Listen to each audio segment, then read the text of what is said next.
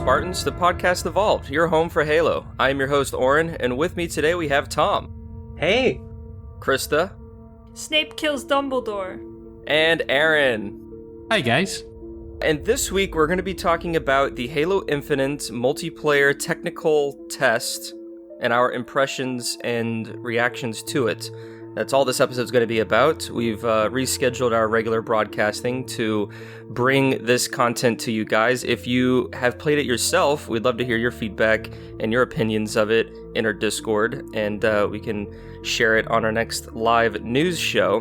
Before I get started, and even before I do the housekeeping, I do want to make clear to our listeners that during this technical preview, data miners were able to data mine the PC build of the technical preview on Thursday and Friday, and they were able to uncover some Halo Infinite campaign details.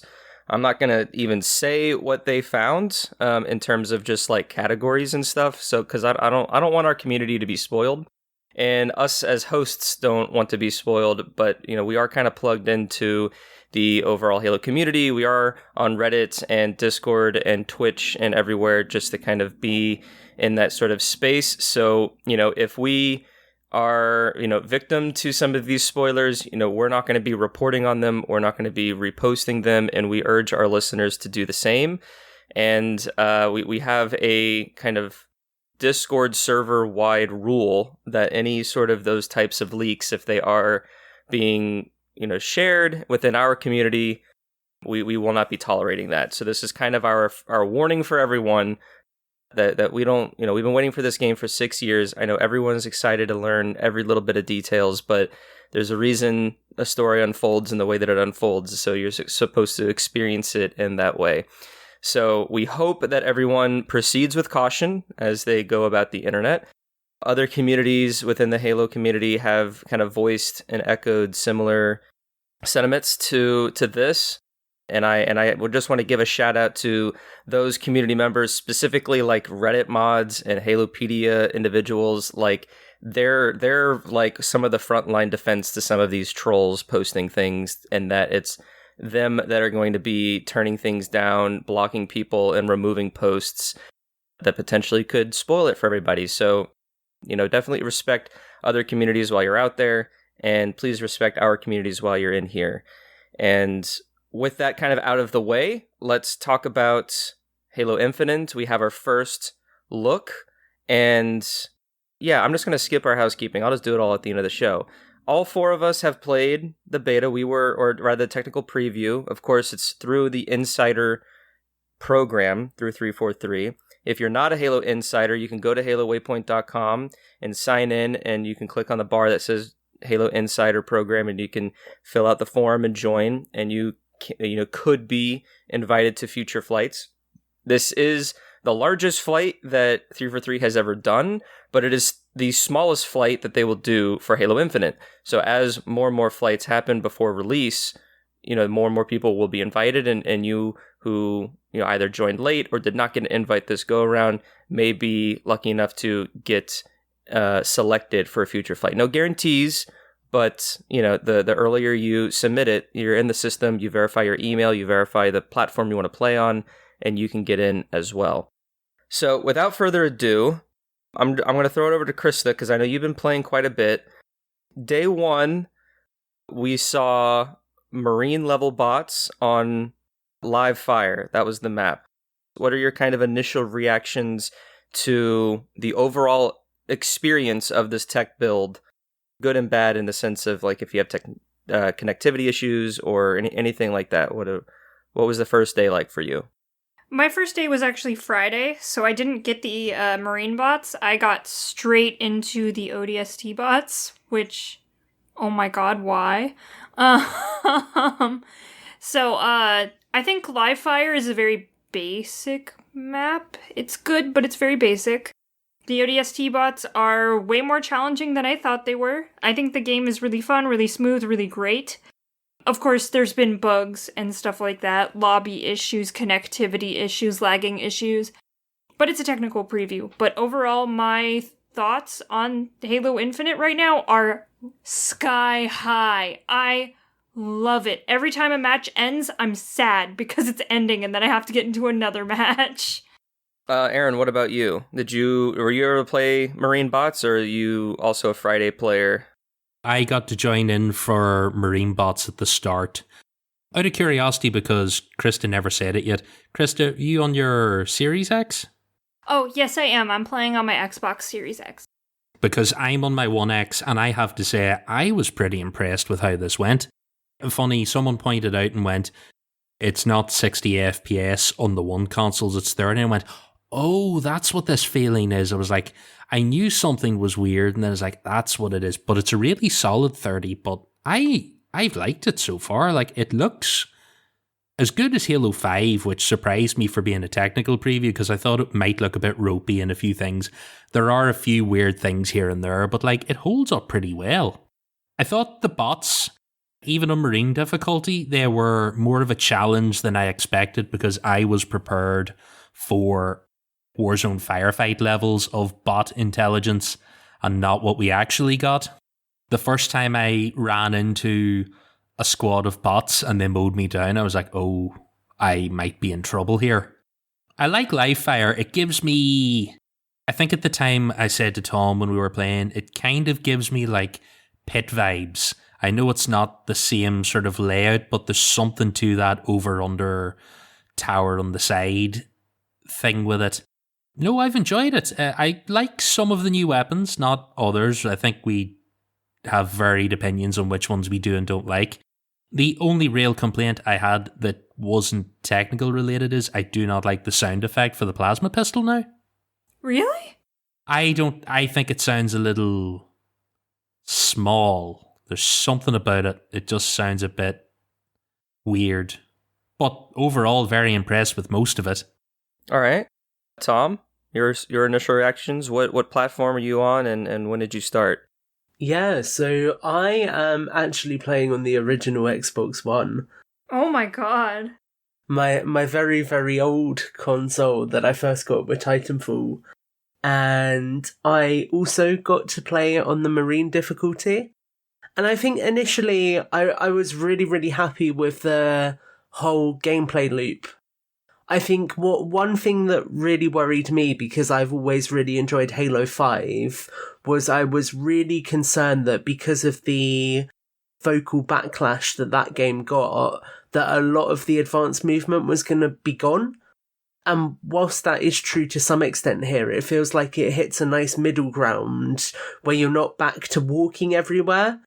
It still feels quite nice and fast-paced and quite responsive, which I think is really, really cool.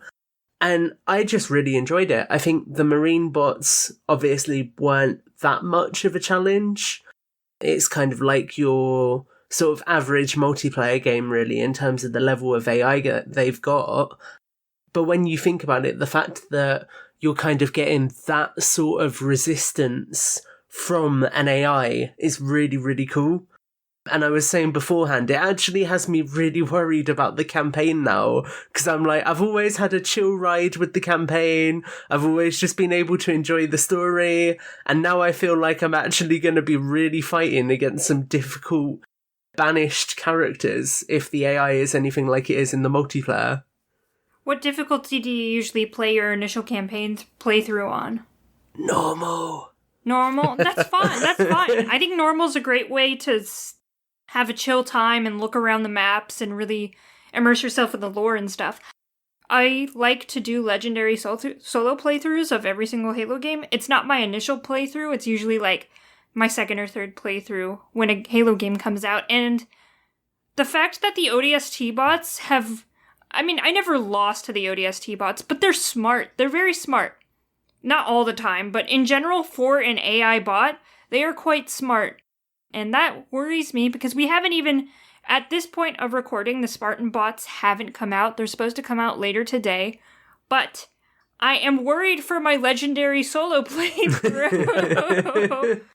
The only thing I'm wondering about is, will these bot AIs be in the campaign? Because I wonder, are they like running on the server and they won't be in the campaign because you may not necessarily be online? I kind of wonder, is this like a Titanfall situation where they live on the server and they're only going to be an issue on the server, and maybe campaign mightn't be as terrifying as we are like expecting now. I don't know, because if they even use some of the base knowledge that these bots have, they know how to move correctly, they know tactics correctly, they know how to come to an encounter correctly. I mean, I think if they just use some of the base AI learning that they used for these bots with the banished soldiers, I think we might have an interesting time. I think they'll be smarter. I don't think... Because, you know, you play some of the Halo games and some of the bots are just so dumb, especially in some of the early games. Like, they'll beat the shit out of you on Legendary, but they are very dumb and you can kind of cheese them to get around them. So if these bots are a bit smarter, you know, some of the old tactics might not work as well. Because I think even in Halo 5, the bots were pretty dumb. Yeah, the thing I want to see about these bots is how do they handle like a game of big team? I want to see what they do with vehicles. Oh, they're just going to drive them off a cliff. Yeah, that's a good point. Though I've never seen a bot like fall off the side of a map or something like that, because for live fire you can fall off the map. Yeah. I saw one who got backed into the corner right around the edge, and it like fell, but then it was able to clamber quickly and pull back the gunfight. And I was like, that's a move that I wouldn't be able to pull off. I would have just fallen to my death. The bots also do very well with team shooting. They do. Oh my god. In some campaign or in like Warzone situations with Marines, like most players, I would say, can probably 2v1 bots, and I was able to play the Marine difficulty and did that a little bit, but I was still, I had to dial it back a little bit and kind of get off my remove that chip off my shoulder, because even on Marine level bots, like if they're team shooting you, like they understand that, and a team fight's always going to win over a solo if you don't have a power weapon or something like that. And then that's just multiplied when you go to ODST bots, to where like you definitely need to make sure that if there's two of them, that you block the point of the sight line from one, so you're focusing on the other and stuff like that. So it'll be very interesting to see how the Spartan bots behave. I feel like 343 are hinting that the only way to survive in multiplayer is as a team. Like the bots very much act that way. I was listening to another podcast this morning and they were talking about their experience with the flight, and one person pointed out something that I kind of didn't really think about at the time, but the bots seem to stick to, if possible, like a group of 3 and one lone wolf out, like sort of almost herding across the map. You'll be running, you'll encounter one, and then while you go to deal with them, the other 3 fuckers will sneak up behind you and just rake you, and then run on. I have noticed they are prone to a few repetitive behaviours. I very quickly figured out that on live fire, when you spawn, you've got to get away from the left-hand side, because the 4 of them are coming charging up that grass bank every single time. And I noticed it as well in Recharge. They're always in that pit in the middle. Yeah, they always go to the middle, down below where the what's it called? The power The overshield is, yeah. Yeah, they're always down there. I have a funny strategy for live fire, because all the way to the left of the base, there's usually a BR or a commando gun there. So usually I'll let someone on my team like run there and grab it, and then the bots just completely annihilate them, and then I just pick up the gun and go on with it. Real team play right there, Krysta. I know, right? I learned very quickly to charge straight ahead, grab the 2 spike grenades, and then chuck them at the ground, that they just come around the corner on top of them. But then again, the first thing you notice is when you pop their shields, they all immediately chuck grenades at you, and then you've got to scatter, because they know how to... That's the thing I don't get, is that I think they'll have to dial something back. The reaction times are too good. You shoot at them, you pop their shields. If they're close enough, I said this before the show, I feel like they've got a really wide beatdown angle, because if you're together, I find I tend to lose the beatdown if I lose sight of them for a second. But as soon as you pop their shields, they will chuck a grenade and then back off to try and recover. And you're like, that's the sort of thing that I only think to do maybe every 2 and 3 fights. Like, I always end up fucking up and charging into the fight with no shields because I've panicked. Whereas they have none of that. They're like emotionless killing machines. Oh god, they are Spartans. I feel like they detect you too easily. Like, once you get into a certain, like, range of them, they automatically know you're there. Funny now that you say that, I did notice on Recharge a bot that killed me, and then while I was watching on like the aftercam, it looked down at the floor and panned around, and then I realised it was tracking one of my teammates on the floor below on his radar, and he turned around, tracked, and then ran off and jumped down the ledge after him. I was like, that's a little too... That's terrifying. Yeah, but it just immediately, it stood on top of my corpse, looked at the floor, panned around 180 degrees and followed the tracker, and off he went. And I was like, oh. That's like Terminator level shit. Oh my god. It really is. Like, they're really crazy. Like, their detection of you, how they react to you. I mean, I feel like sometimes they never miss shots because the bots basically are the game, right? Like, they basically have aim assist and they have these, like, crazy detections and stuff like that, but it's just like, oh my god, how am I supposed to beat them when they are Halo? They are still prone to some weird things, though, because I noticed more on ODST bots. They tend to stand still sometimes. They kill a player or they do something, and then it's like they stop to think about things. They're human authentic. They go AFK, Aaron. I watched them camping on live fire. They were camping the skewer before it spawned, and then it spawned, and the two bots just stood there, and then they engaged me, and then they picked up the skewer and ran on. I was like, was that like a tactical decision? Did they not want to pick up the weapon and be caught in a reload animation or something? The AI might have been trying to prioritize which player got it, maybe? They're obviously not people, so they don't have any sense of, like, entitlement to an object or something like that. It's literally the AI calculating which bot it should just give it to. Because one of the behaviors I see on Livefire more so than the other maps is when the equipment spawns on that cylinder on the right side of the map from the spawn, you'll have like 2 or 3 of them like jumping, trying to get up there, but they don't quite figure out that you need a clamper to get up, and they just kind of jump and look down and spin around a little bit trying to get that, and they'll like 2 of them will just kind of do that, and so you just lob a grenade and all this kind of stuff, and then they look at you. But yeah, it's almost there because they know to be there to get the power up because it's available, but that logic hasn't quite worked itself out to know how to exactly get it. On Bazaar, they were terrifying. I lost my first bot match on Bazaar because they just own that square in the middle, and they seemed much tougher on that map, but maybe it was just because I'd only played a few games on it and I wasn't too sure of where everything was and I was feeling my way around. But Jesus, they were brutal on that map. They just kept coming over the rooftops. They would land down on top of you. I was trying to do my best. I also had my first experience of joining mid-match. That was fun. I rolled into the game and went, oh, I'm in the middle of a match. What's the score? 13-22 with the bots. I was like, oh, fuck. That was a slaughter. That was the match I lost. It was chaos the entire time. I think you make a good point, though, because the bots obviously don't have to adapt to new maps. They already know the layout and they know where everything is. And us as players, we have to adapt and we have to work out where the power weapons spawn, where the heavy weapons are going to come in at certain points in the match, when is that point that they'll spawn, all of that kind of stuff. So there's like the human element there where we probably have to play a few games to work things out, and they don't. They're just straight on it. It's like, it is genuinely quite terrifying. Can we take a minute to appreciate, what do they call the friend and foe system now? What's their name for it?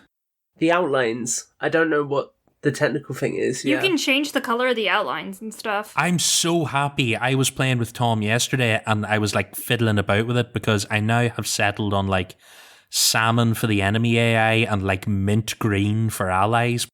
Well, you're partially colorblind, right? Yes. So this was magical. The only complaint I had is I changed the fire team color and that didn't seem to do anything because Tom was in my fire team, but he was always mint green. That's just how I roll.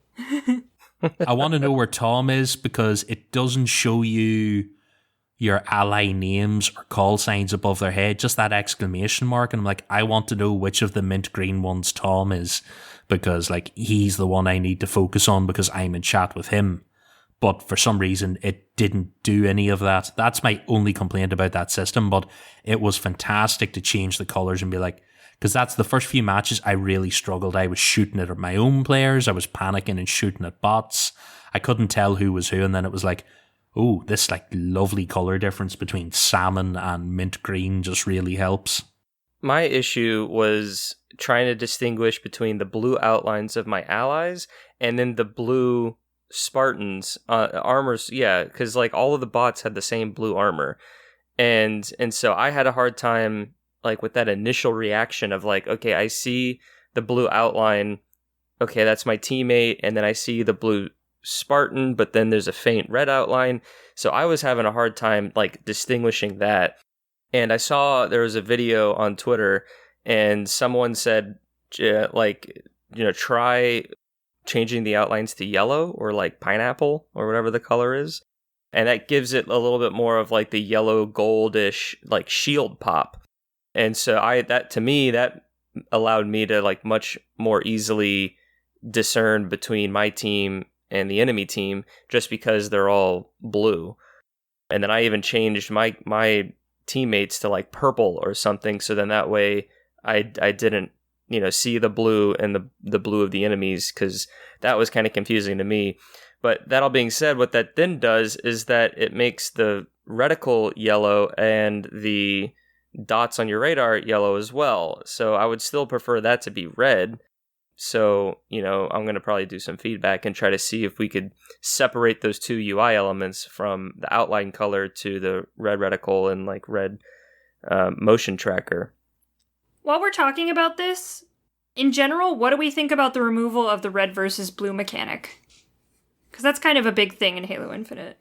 I'm quite conflicted purely because all of the AI we've been fighting is blue, so it hasn't quite kicked in yet that it's not going to be there.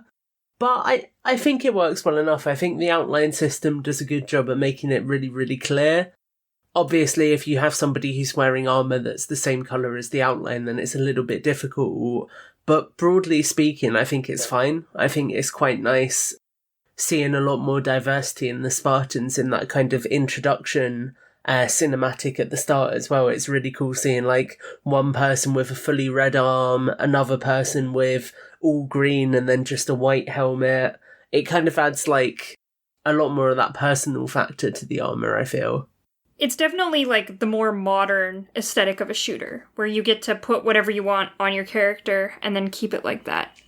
Yeah, I think right now I don't really like it, and I think it's just because the enemy team is all blue, and I kind of touched on that with what I was just saying about the outline UI colors and all that, but I think once I start playing against other players that have their own unique armor and everything is diversified to where when I look at all the different Spartans from a distance, I'll see just generic different colored Spartans, and then the outlines will be the kind of large differentiator between the two teams. I think I'll be able to really discern, and it'll be a little bit more natural. But like right now, because I know that the enemy teams are just blue Spartans, the outlines are kind of messing with me. So if a team, I guess the real challenge will be like if a team of 4 decide to change their armor coating to all red or to all blue, that could be a little weird. I guess all red wouldn't be that bad because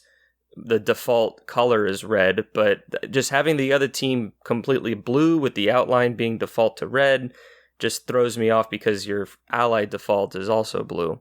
I think I might put it in as a suggestion. I don't know whether or not they do it, but I feel like the outline system might need like the equivalent of like an opacity sort of slider that you could turn it up to be a more solid in the traditional multiplayer sense. Like if you're having trouble being able to distinguish between an armor color of an enemy and the highlight, maybe you can turn the highlight up and that will like cover them over more, and then you will be like, no, this enemy is now a solid mint green, pineapple, whatever the hell color you pick for it. You can turn it up to 60%, and then you would have a much better chance of seeing them. I feel like that's maybe a helpful thing. Like, I find it, I'm not struggling now with my allies. I can see them quickly because that nice light color stands out on them, but it might be nice to like be able to turn the color up a bit on the enemies and make it a little more bold or stand out, sort of a thing. Yeah, that's probably a good solution. I agree. I hope that maybe in the future, if they do bot runs, they'll put shaders on the bots so they're at least distinct. Because I don't know if you've noticed, but they use kind of the same names for all the bots. Some of them are quite funny. 343 Beard can fuck off. My favorite is 343 Meowner. 343 Rhinoceros all the way. I think another one was like 343 Salty something. Yeah, I had that one in my last game. But since they already have like distinct names and stuff for the bots, hopefully maybe they can assign them distinct shaders on their Spartan. They don't need armor differences, but maybe just different colors will help us identify whether the system is working well or not. I imagine they'll randomize it more. I figure if you're going to use bots in the final game, they'll maybe just like have random armor combinations and colors, because that's a good way to show off all the shit in like the season pass. You give the bots access to all of it and let them parade about in the whole selection. But I was kind of wondering, I noticed the bots, I assume with their different names, they are running different like versions of the AI, because I noticed some bots have much better kill rates than other bots, and some bots favor particular weapons. Some of them will always go to the pistol, and some of them won't. And we were playing in a game earlier, and I meant to take a screenshot of like the after action report, but like on the bot side, they were all running like whatever it was, 10 deaths, 11 deaths, 12 deaths, and then one of them was like 3 deaths, but had more kills than anyone else, and was like, oh, you are like running slightly more powerful than the rest of them. I wonder if the different bots' names have different strategies that they're using. I wasn't able to like sit down and like watch them and think about it, but I was thinking maybe like, 343 Rhinoceros is the one that likes to crouch a lot, or maybe one of them is the one that does the noob combo, or... I won't be surprised at all in the next couple of weeks if like the HCS guys come and tell us that the Protoc guys, Will and Josh, like if they comb through some of this footage after the fact and go, we have noticed the strategies of what bots were doing what, like that wouldn't surprise me at all, because I feel like they would have just called them bot 1, 2, 3, and 4, or just bots. They wouldn't have had names, but the fact they all have call signs, they probably are all like rolling different AI strategies and maybe different attack models or whatever it is. Or maybe like, because 343 does have a pro team, maybe every bot is based off of one of the pro team's play method, so that the AI was like, the AI watched that particular person play through so many hours of multiplayer, and then that was the strategy that the AI was tasked with using. The AI just ingested that person. The pro team don't exist anymore, they just are the AI. Well, I feel like the AI are like assimilating, right? I feel like we're gonna get a Halo Skynet pretty quickly after this. From the mass murder of bots. What else do we want to talk about the new weapons, maybe? Before we do weapons, we touched this a little bit, but the maps. Like, do we have a favorite of the maps before we kind of move on? Because I think weapons can then tie into the weapon drills. But yeah, there's 3 maps. We have Live Fire, Bazaar, and Recharge, with Bazaar being the third that was released. Krysta, you say Bazaar. Tom, are you agreeing? I am going for Bazaar. I want to put something to you guys that I'm very fascinated by. I tweeted this to Jeff earlier as well, so hopefully he'll come back and confirm it. But in that map, there is a poster of Chief, and it's his Halo 5 render. It's like the blue team art that was used during all the promotional stuff. So does this mean that map is our first time seeing Earth post-Cortana attack? That's actually very interesting. I didn't think of that. Because you can obviously see that it's probably a new Mombasa. It's not looking too hot at all. It looks pretty much almost like a ghetto. Like, it's not very nice. There's obviously, like, the space elevator being rebuilt in the background, but if this is, like, Cortana has taken over, the shit's not going very well for them. Or it's still, to some degree, because there's, like, different barricades that are destroyed or platforms that are broken. Like, it could just be that this area hasn't been, like, rebuilt that much. You know, maybe the middle of the map that has this kind of, like, bright red and blue colors compared to the outside part of the map. The aesthetic for this area is definitely old Mombasa from Halo 2. So I'm really interested if this is maybe just part of the area that we didn't quite fight through in that game, but it's maybe like to the left of the corridor we went through, or to the right of this area we went through. I will admit I am a little bit disappointed that Hotel Zanzibar didn't pop up though. Aaron, which map are you most fond of the three? I only got to play a couple of games on Bazaar, so it's out of a choice between Recharge and Livefire, really. It's probably Livefire for now. I'm hoping to get some more time on Bazaar tomorrow, although if it's on Spartan difficulty, I plan to just cry quietly in a corner the whole time. So I'll see how that goes, but no, I like Livefire. Like I said, it gives that sort of, it has that pit vibe to the way that's what it sort of gives me with the way the levels laid out, so I kind of enjoyed it. I think I might go Bazaar as well. Livefire doesn't do a whole lot for me. I think the maps are like that map is kind of a little too open outside of just the corners and like the middle. The middle's like a single hallway, and then the corners of the map is like where all the covers are, but I feel like the two lanes are just a little too open with just not a whole lot. So I'm interested to see how like a Capture the Flag, or like maybe this is more of like a King of the Hill or Strongholds type of a game or a map for those types of game types. So I'm not overly impressed with Livefire right now. And then Recharge kind of grew on me, but I think its kind of verticality is what makes Recharge a little bit more interesting. But I really like the more symmetrical nature of Bazaar. It gives me more like Shrine type of vibes than like, you know, other sort of like Halo 2 maps.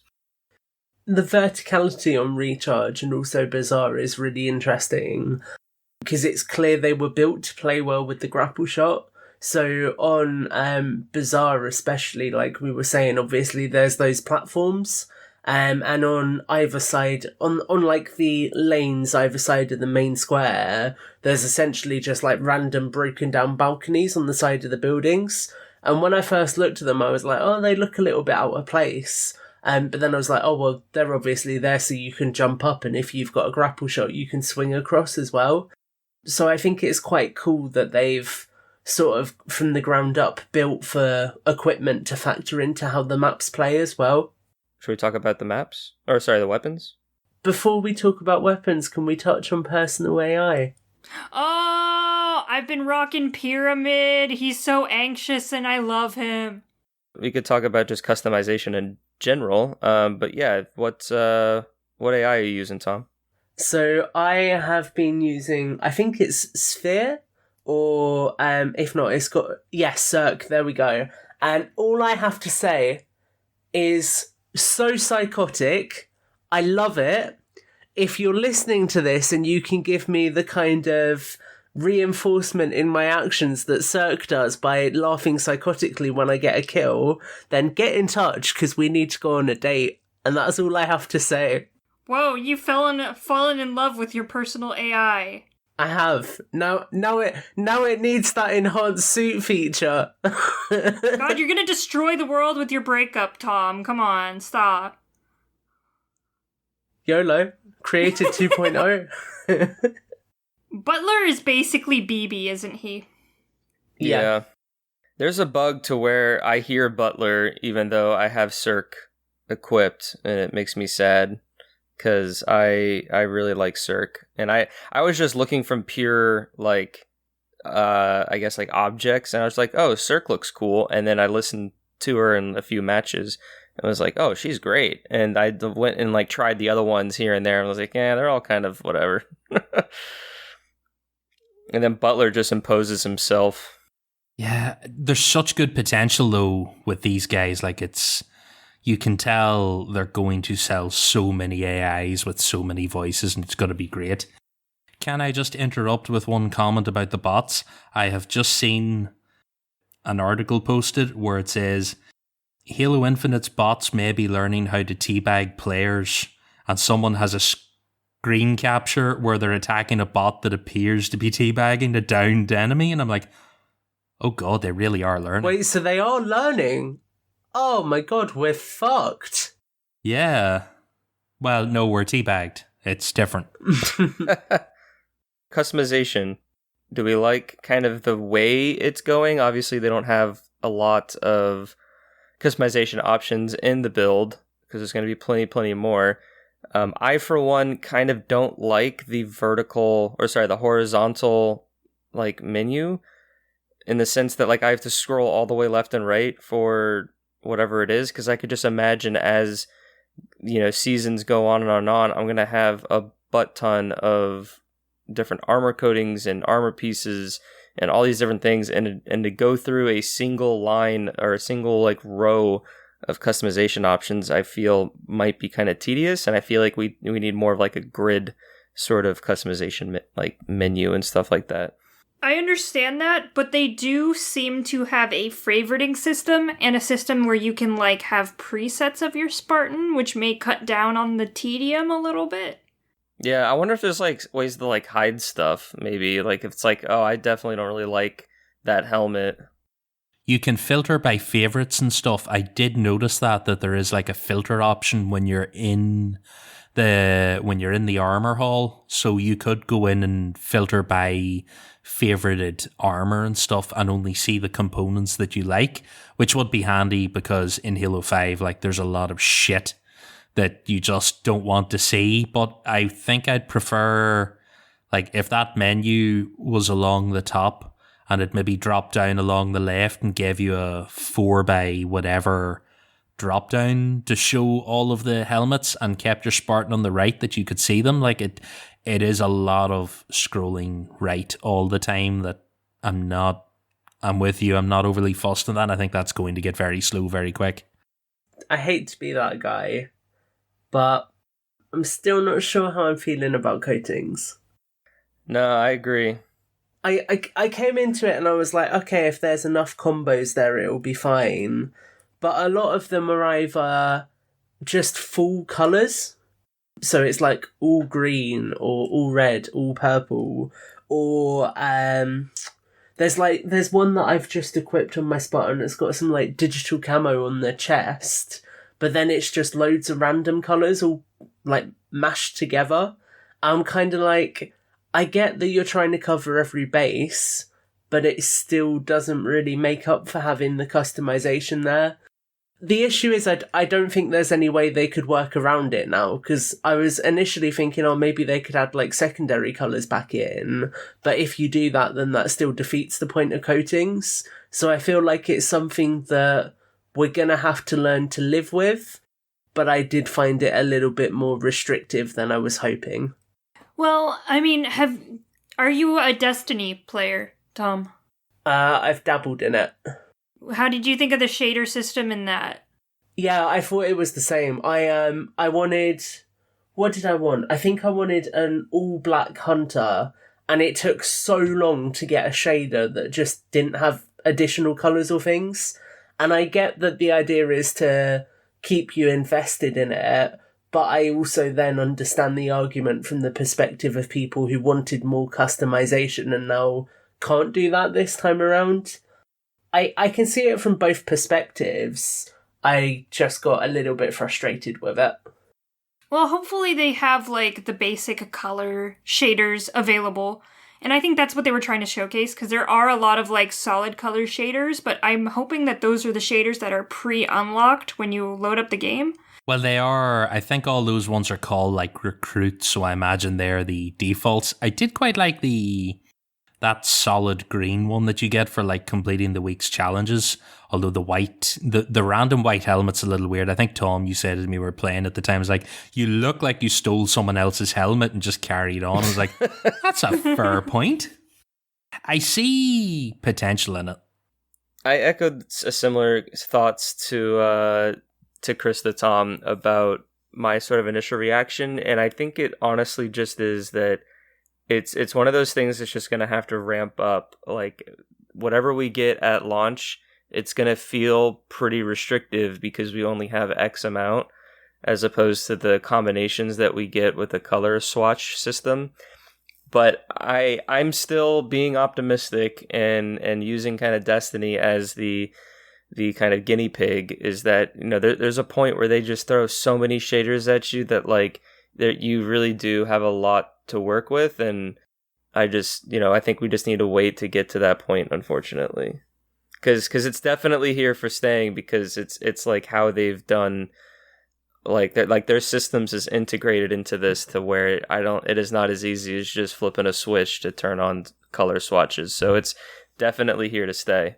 If they were getting like adventurous down the line, like I wouldn't see it being like a launch thing, but I think they need to go like the route of, you know, in Forza where you can like edit the car codings. They need like something like that where you can like whip up your own armor coding and then submit it and be like, this might be something you'd be interested in. I could see them, if they did something like that and every month they went like, here are 50 user submitted shaders, they're now part of the game, go mad. Oh, that's cool. That'd be really cool, yeah. That's probably the way around it, because like you see the creativity of people with Forge mode and you go like, if you gave them the ability to like have basically a Spartan mannequin and go, design it, figure it out, submit it, and we'll have a look at it, and provided your colours don't look like a dick when you rotate the right way, you know, because that's always what inevitably happens. You gotta hide those in there. You need like a flesh color all the way to the helmet, which needs to be like a pinky color. And then your Spartan's a penis. Like, this is exactly why we lost... this is really why all games took out emblems you can make yourself, because everyone inevitably goes down that route and they go, which genitals can I make and what way can I do it? And you're like, oh. My issue is Cyberpunk let me choose my genitals. Why can't I choose them for my Spartan? Yeah, I want my Spartan to have just a huge cock. You kind of can, in as much as you can pick the voice. There's something, while we're talking about customization, you need a way. I know the option to have it is blurred out or is shaded out in the game, and you have to go through the Waypoint app, which I did download on the second night, but there was no way to preview the voices, so I got stuck with this weird sort of Southern Spartan. Oh my god, I love the Southern Spartan! Yeah, I'm just like, I don't know if I would have settled on this one. I would have been nice to play them in advance. I wanted a sort of slightly deranged Spartan voice to go with my slightly deranged AI. That feels like the way to go. That sounds like a budding romance right there. If I'm running around, I want my Spartan to like pick up the skewer and just shout out like, fuck yeah, skewer, and then run off. To piggyback off that, has anyone else dabbled with the Waypoint app? I've played around with it for a day or two, and I like where it's headed, but there's just a few hiccups I think need to be cleaned up here and there in terms of like formatting and how things are displayed. But I think it's very promising, and it's nice to kind of have all these settings on my phone instead of needing to log into Halo Waypoint on a computer or just through my web browser. I was telling Aaron, I literally have no space left on my phone, so no Waypoint app for me. You gotta delete some stuff, Tom. Just delete stuff. There's stuff that can't be deleted. Just delete the stuff you can delete. You don't need that many nudes on your phone, Tom. Come on, delete a couple of them. But it's different angles, different lighting, you know? You filled your phone with nudes, Tom, and now you can't play Halo correctly. Look, Halo wouldn't let me choose like Cyberpunk would, like I said, so I had to improvise, okay? It's not a bad app. It is kind of temperamental. A lot of stuff doesn't appear. When you like click on your Spartan appearance in the app, I can't see my Spartan because it's just not there. I can't tell what body type does, because all it seems to do is go bigger love handles or smaller love handles. Yeah, that's kind of all it looks like, yeah. It has, like you said, it has good potential to be a good app. I can see when you can look at your challenges, and when the challenges are slightly more varied than what we have at the minute, it could be useful. I'd say probably the best thing to use it for will be like activating your boosts and stuff without having to go into that menu all the time. Things like that. That's what I used the Destiny app for a lot, was that, and like pulling, you won't have it here, but like pulling weapons out of your vault and things like that. It's not a bad app. It's not terrible. It's not terrible. It just needs some work, I think. It'll be interesting to see how much I really customize stuff, because like in Destiny I wasn't really changing like armor and that kind of stuff on the fly because I wanted to look differently. It was because I wanted different powers and things, and like guns for different things.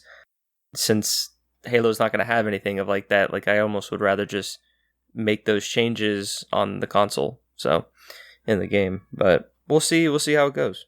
I think if they added in like Spartan Company control from the app would be, assuming Spartan Companies make it back for Infinite, it might be nice to like be able to see messages and post stuff and things like that from the app while you're in the game. I agree. Yeah, I agree as well.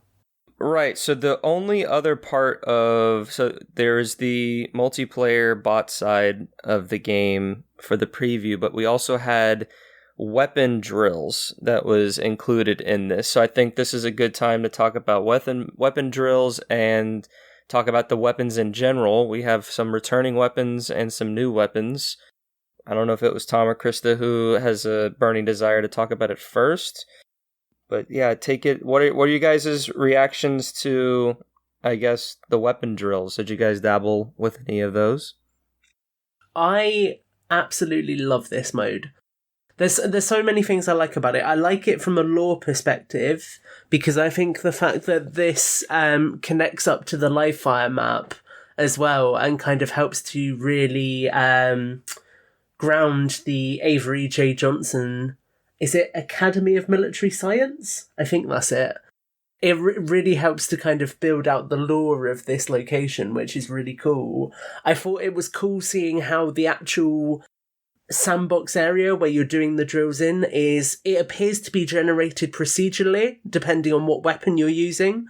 So I noticed that the fence will render in, then the obstacles will render in, then the weapon itself. I thought that was really interesting, and that adds a lot of scope for doing different things with it further down the line. And I thought it was a really nice way of actually getting the chance to work out how weapons play before you get in game with them.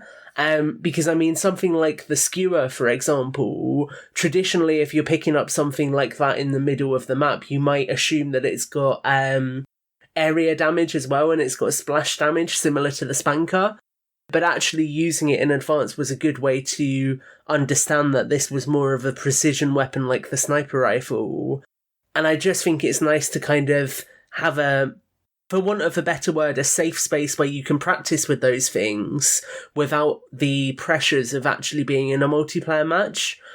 Although I will say this was the buggiest part of the game for me. So I found that a lot of the time the menus would load in while the previous game screen was still in the background rather than going back to the menu.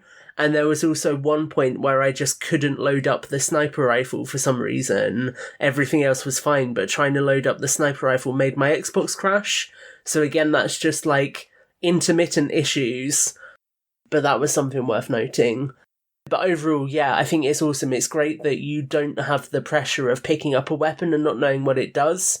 It's nice to have the chance to actually learn how a weapon functions. So when you get your hands on it in an actual match, you're able to do a lot more with it straight away. Interesting. Yeah, I don't think I had a crash once when I was loading from like level 1 to level 2. Oh, I only did level 1 because I'm a noob. I did most of them. I think I didn't do like the rocket launcher and plasma pistol because I was like, why do I need to do those? But yeah, I kind of echo with what Tom's saying. Like, I really like it from a lore perspective. I really like it as like a warm up. I'm able to, do. I mean, I went in there with the BR and I just went to like level 2 and I would do the drill and then restart it, tweak a sensitivity setting, do the drill again, and then tweak another setting until I kind of was in somewhere that, felt a little right. So I think that that's something that other first-person shooters have in kind of the modern gaming field. So I think it's great that that is included. And, I like how there's definitely thought for like how to engage the different enemies in these. Like for the Bulldog, for instance, like there's some Spartans that are pretty far away that like I wouldn't have thought to shoot with a shotgun at that distance. But because they're back there, you aim down sights and then you shoot probably 3 shots instead of 2 and you could still kill them. And so it's just like, oh, okay, if I need to close the gap or whatever, yeah, I could still use this weapon at a farther distance than I originally thought. So it's a good addition.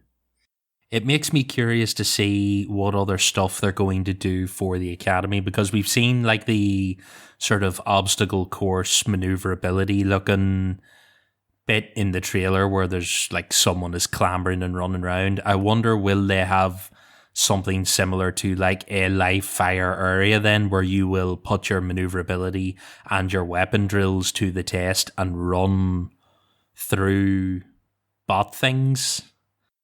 Depending on how they want to build it out, I think they could do anything. So if you look at the live fire map in the background, there's loads of pine trees and there's loads of forests. So you could easily have it that the UNSC's got vehicle tracks out there as well, and maybe you can practice handling a warthog or a gungoose. I think there's a lot of scope to build on it once the game's out for sure, and do some fun stuff with the Academy. Vehicle drills seems like the obvious. You get a new vehicle, take it out, go for a run in it. You get your Wasp. Here's a course to run across and strafe bot Spartans and practice with the weapons. So seems like the obvious thing to do. You want to practice in your Warthog for a while, make sure you're getting a bit better at it. Maybe there's a vehicle you don't like. You can fuck about with it. I'm going to pitch something to you guys right now. If Firefight comes back, use the Academy as a map, and suddenly you're practically playing through Halo Forward Unto Dawn. Yeah, it's true. One thing I want to ask about weapons while we were kind of talking about them. Splash damage on the rockets, bit high? I love it, yeah. It's so much more allowing for the fact that I'm inaccurate as fuck.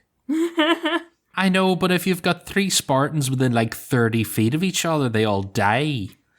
Yeah, it's perfect. That's a bit much. That's called shrapnel. I was very surprised, actually, that the skewer doesn't have any radius damage. I know I mentioned that, but the fact that you're loading this huge missile into the end of this weapon, and it then has no explosive impact whatsoever, really took me back. It's not a missile, it's just a spike. It's like a giant harpoon. It's just like a big javelin. I thought it was like a rocket. Oh my god. Now, I was listening to someone's stream, and they saw the Ravager, they fired the Ravager at a Spartan, and they were right against a wall. And of course, when that happened, they just fell down and died. And they were like, oh, missed opportunity. They should have the physics to where if you hit someone near a wall, it would pin that Spartan or the brute or whatever to the wall. Like, that would be insane if they can implement that. That'd be so cool. Because that's literally what it is. You're shooting this giant ass spear. Like, it's a more vicious just version of the rail gun, so like I wouldn't expect it to have a massive area of effect, but also that's the type of weapon I never pick up normally, so unless someone's there in a wraith, I'm not even going to pick it up and attempt to hit them with it. I'm just going to run past it and carry on. But I do like that you can pick up the power weapon and take it and drop it somewhere else. There's a lot to be said for, well, I'm not going to snipe, but I'm here and the sniper's unclaimed, so I'm going to take it and then shout over team chat and go, who wants the sniper? I have it. Instead of like having to camp the sniper or take the sniper and then have someone like betray you or you have to die to give it to them. Interesting. I never thought about that implementation, but that sounds great. Well, because how many, like, I know I will just pick up a power weapon even though I don't intend to use it just so that the enemy doesn't have it. So now we actually have a better system of being able to put it down somewhere for someone else. It seems like a good way to go. Like, I assume the other thing you'll be able to do if we ever get it is you will be able to clip it on to the back of the Razorback. Yeah, you will. Yeah. Jog on then. Although I did throw away my assault rifle in one match and that wasn't good. Oh my god, it took me a long time to hit left on the D-pad to change my grenades other than right on the D-pad, which I just throw my shit away. I remapped that on the Elite. That was the first thing I did, was like, no, we're going to flip that left on the D-pad is right and right is left. That needs to change. So that's the first thing I thought was move that. In context with the weapons, how freaking cool is it that you can grapple weapons into your hand? Yes, it's amazing. The grappling hook is the best thing ever. I love it. I was using it to be a dick at one point because somebody was like,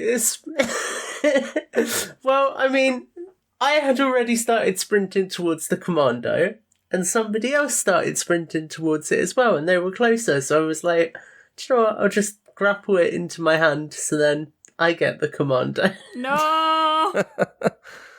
My first experience of the grapple was, oh, here's an enemy, his shields have popped, I hit it, I shot towards him, he smashed me in the face, I died instantly, and I'm like, that was not the fun experience I wanted. Also, while we're talking about equipment, the drop wall is far too slow to deploy. It is no use to you in a firefight. Yeah, I think you set it up before a firefight happens, really. I think that it's a tactical thing before enemies come near you. I don't think it's like a... I want it to be more like the Covenant, like force field barrier things that you chuck it out and it deploys before it hits the ground, because the only time I'm going to use something like that is like an enemy is across the map, they are coming at me and my shields are going down and I need cover to like hide for a second, whereas you chuck the shield, the drop wall out and then they kill you and then the drop wall goes up and you're like, hey, great timing. Yeah. I did use it a bit like how Krysta described it, though, where I was stood in front of the doorway where the commando or battle rifle spawns on live fire, and I knew that the enemy spawns had just flipped, so I preemptively put it down there so I could, like, bottleneck them. I think if you do that and you kind of have that element of forward planning, then it's a lot more useful. What I was going to say, the grapple hook and the gravity hammer, holy crap. Because the gravity hammer's got the longer swing this time around, where it feels like you have to like charge it up before it hits, I was swinging towards people, charging up mid-air, and then just hitting the second I landed, and that is insane. It's like one of the best feeling combos I think I've ever used in a Halo game. It's so much fun. It's so good. Ugh. And then just getting around the map is so much fun. It's just fun. It's so much fun to use. It's just such a treat. I wish we had more of it in this preview. I feel like I don't get to use it enough as I'd like. It's weird because all the games I've been in, nobody ever picks it up. But I did learn something interesting. You can grapple hook to yourself. More of the grapple hook. Perfect! Oh, nice. Yeah. Yeah, using equipment again there's a little bit of a learning curve, because like I was like running around the map once and I looked at my weapon counter and I saw I had like 3 drop walls and I'm like, what am I doing with these? And so I like had to like remind myself to use them, and it's funny because like you drop them and the bots, at least for ODST, like their initial reaction isn't to shoot through it to break it, but to just run towards you to get on the other side, and then they just do that. By the time they make it to the shield, they're dead because you're shooting at them the whole time. I did always seem to have some sort of equipment, because you're either finding something as it spawned or you're picking something up off someone that dropped or whatever, but like you seem to have something. Maybe it's a little long, but I find that like the overshield and the invisibility, there's a little too much of a wind up when they like pull it out and slap it on their chest. I'm like, Well, I think they need to have that since you can activate it whenever you want. You know what I mean? Like if you're in a gunfight and you're like losing, but then you could quickly press X to activate the overshield, like you have to make that decision like before you go into the fight. So it's obvious with the overshield, but I found it really hard actually to track when the active camo was running out. I don't know if that's just me, but I didn't know where to look on the screen. Like it didn't seem like it was on the shield bar like the overshield is. I was never alive that long to find out. I was dead before it ran out. It didn't matter. Can we give a special shout out to the bug where sometimes, also I want to talk about the slight, no one was upset about the bro poses, but at the start of your match, when everyone's doing their little pose, which is obviously going to be customizable because that seems like a given where you're going to be able to do Fortnite dances. But when you load in and the enemy team's corpses are lying around you, all face down the same way, and it's like, this is a bit weird. It's pretty glorious if you ask me. One of the Spartans snapped at the training academy and that was it. Game over. But I do like that. I like that little bit at the start where they're all like, yeah, let's go. Because it gave me immediate vibes of the beta for Halo 5. But not quite as cringe. I don't know, I thought it was the same. If people high-five each other and fist bump, I'm fine with that. Their slightly weird let's get ready to sprint pose is a bit peculiar because then the first thing they do is it's like we're about to play dodgeball. Yeah, and then you zoom into their head and go, "Oh, I've got an assault rifle."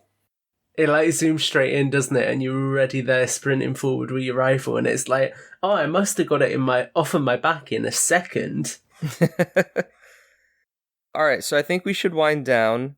I think we should go around the proverbial table with something we really liked and something that we want 343 to maybe revisit for the next flight and release. I can go first while you guys think of what you may want to say. I personally really like the menu music. It slams so hard. I see GIFs and tweets and stuff of people just saying how did anyone else boot up Halo Infinite just to listen to the menu music while they did the dishes?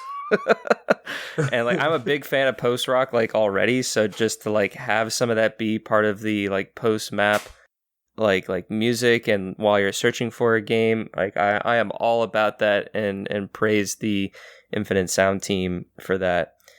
And then in terms of stuff that I'm looking forward to see iterated upon would just be the whole battle pass system. I think it was limited because of the preview, but I hope everything's not 100% tied to challenges. I would think that you get experience by completing matches and that would help level up your battle pass. And, we'll see how it kind of evolves, but that's something that I would want some, iteration on. I really love the combo play. I'm excited to see more of that and more of how, as we get more and more new weapons, how they complement each other and what kind of equipment and weaponry combinations we can make. Yeah, I'm very excited more broadly to see what those new weapons are. Obviously, a weapon that we've seen a lot of that wasn't in this build is the shock rifle. So I'm very, very interested to see how weapons like that are going to factor into the final game.